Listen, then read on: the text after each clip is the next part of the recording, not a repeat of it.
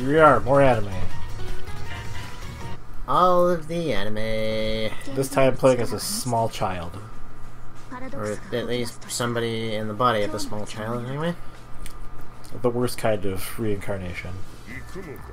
Like Patty in Tales of Vesperia. Like, I remember everything. But here I am. Stuck in this frail, weak, prepubescent body.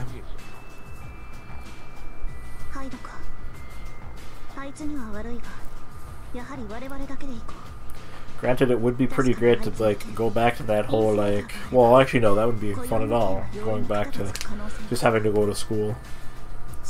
No, that wouldn't be fun at all. In fact, that would be hell. Granted, if you still remembered everything from every previous life you lived, you could just probably skip all that school and be like, I'm homeschooled. And as long as you displayed the proper aptitude there, nobody would question it.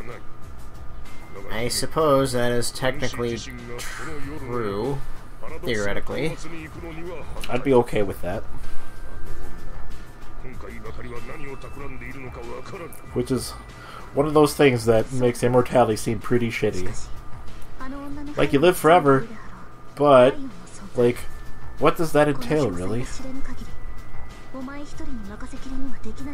When I think of immortality, I think of, like, well, you're gonna be an adult forever. Which means you're gonna have to work forever. Which for me is like, okay, so maybe this was a bad plan. Yeah, I really wouldn't want to live forever myself. It's like, I am already pretty sick of this place as it is. Like, if I had, like, an immortal bank account too, I'd be like, yeah, sure. In that case, yeah, I guess. But, like, yeah. Living forever, the thought, just, it sounds like a shitty idea. As long as I had infinite money, I could do it. If not, no, probably not. You'll get bored of Earth eventually. Well, once they stop making video games, I would. Fair. Big talk, big like me. Heed my huge words. I don't do anything.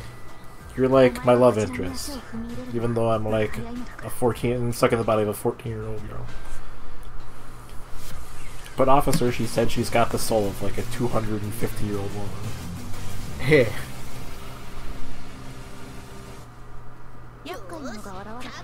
I still can't help but think about that, like, how would that work in settings with, like, long-lived species like that? I don't know. Or ones that reach maturity at a faster rate than humans do. Or a slower rate, I guess. As is ever the case with, like, Fire Emblem, where they're like, hey, here's a dragon that's 1,000 years old, except she looks like she's 10. Yeah. Because that's somebody's fetish. Yep, some Japanese guy.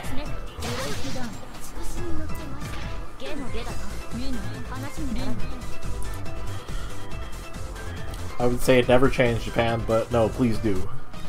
We would appreciate it, in fact, if you did. Do that thing where you stop doing that other thing.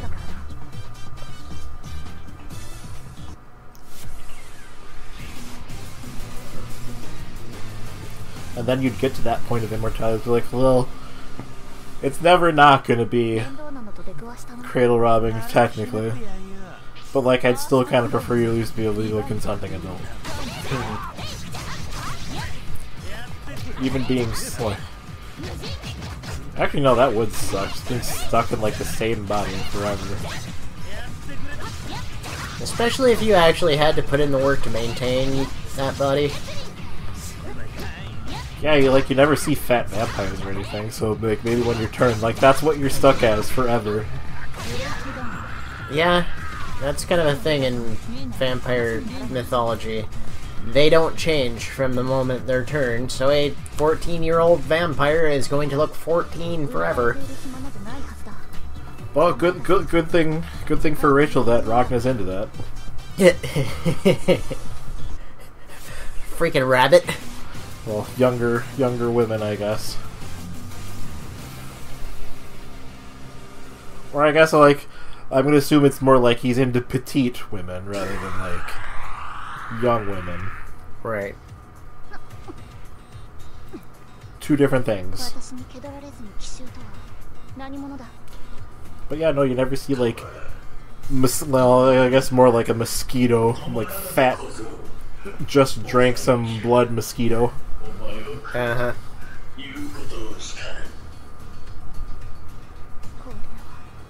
Hi, I'm a monster. I'm gonna eat you.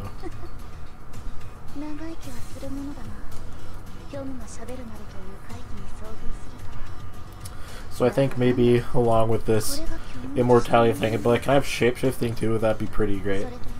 Shapeshifting would be pretty great. Like, fuck immortality, just let me shapeshift.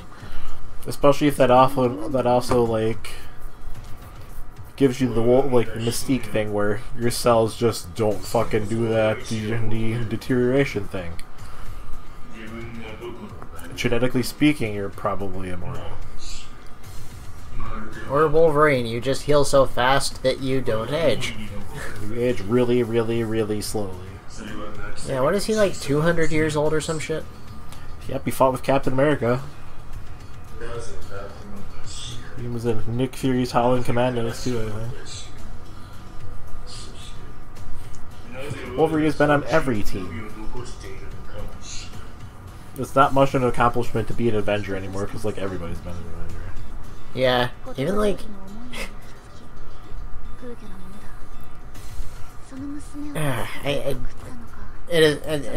my thought escaped me, but... Everybody's been an Avenger, basically. Pretty much. Even some of the villains have been Avengers. Like, the author of Dr. McNinja, Chris Hastings, he wrote an Avengers comic. It was like Spider-Man and the Rhino and some other weird shit were all acting Avengers. Like, Taskmaster's been an Avenger. Venom's been an Avenger. Well, I guess depending on which Venom you're talking about. Which Venom are you talking about? Yes. Right. I don't actually. No, I don't think Eddie's been an Avenger. Eddie Brock, I would think not. He's more of like kind of done his own thing. What's his face? Matt Gargan was a Dark Avenger, which is different. And Mac Gargan barely qualifies as Venom. Because he was more like big scary monster, tooth monster thing, which is really fucking boring as far as I'm concerned with Venom. Yeah. Like the whole like long, wriggly, slimy tongue, more teeth in the Osmond family thing. Like, okay, that's kind of Eddie's thing. Like, nobody needs to repeat it. Flash Thompson is Venom. That was cool. Now he's Agent Anti-Venom. Because why not? Basically the same thing, except his outfit is white now. Yeah.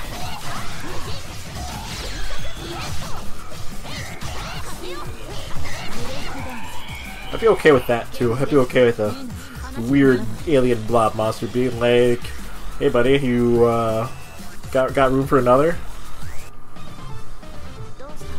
Yeah, I think that'd be an okay arrangement. I'd be like, "Yeah, sure. Stay out of my butt though. No butt stuff." Power perversion potential to the max.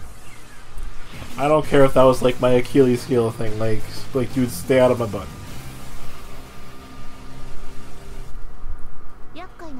And so of course, since like symbiotes apparently do know your thoughts, because being bonded you and all that, it would probably be like, "But Sherry, we have to find the butt."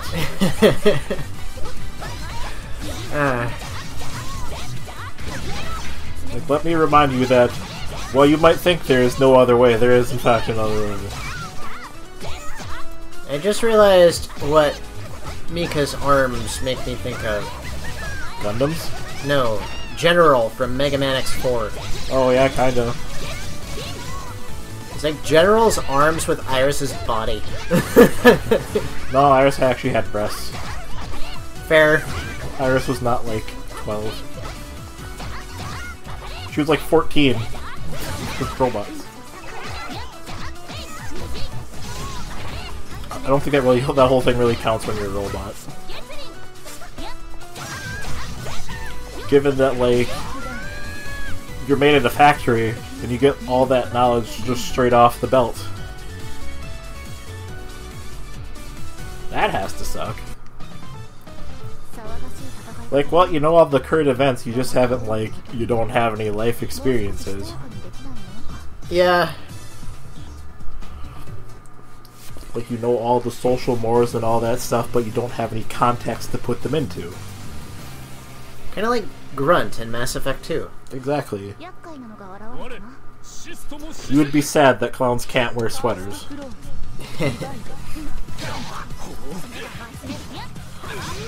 Wake up in somebody's shower crying about sharks.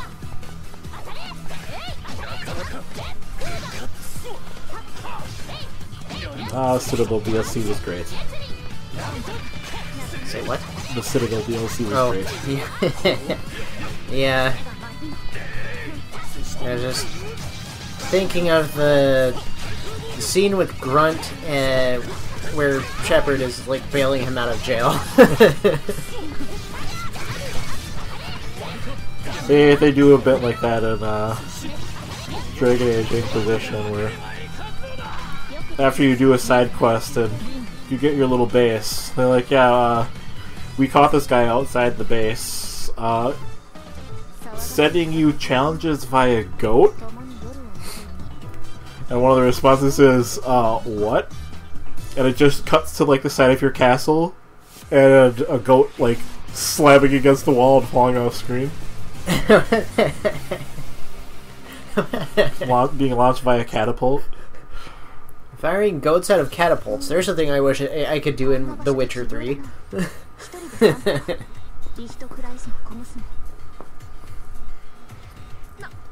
I still haven't actually started a new game since I beat Inquisition. Well, no, I kind of, sort of, did.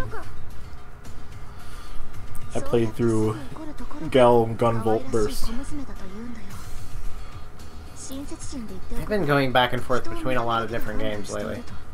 Like, I've been playing Ninja Gaiden, that's going slowly, and Doom, and Tales of Graces 2, I mean Tales of Zestiria, and... Tales of Zesty Parmesan Italian Chicken. Yes. And Enter the Gungeon, and,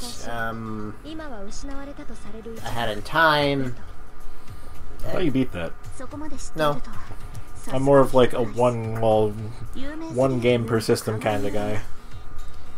I play whatever suits my fancy at the moment. I got digital hose in different area codes, as it were. Also, Hyde's love interests argue with each other. And you get into a tit-waving contest, apparently.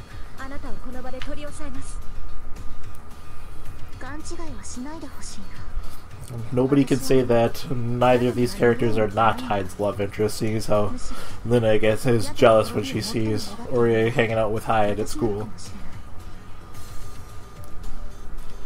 And, you know, also think about the fact that she's, like, observing Hyde while he's at school. That is definitely not, like, something a love interest would not do. She likes sneaking in the boys' locker room to watch him change, kind of observing him at school? No, just like roaming around near the gates. Everybody would be kind of suspicious if like a 14-year-old girl was hanging around a high school. I suppose. Or a middle school student.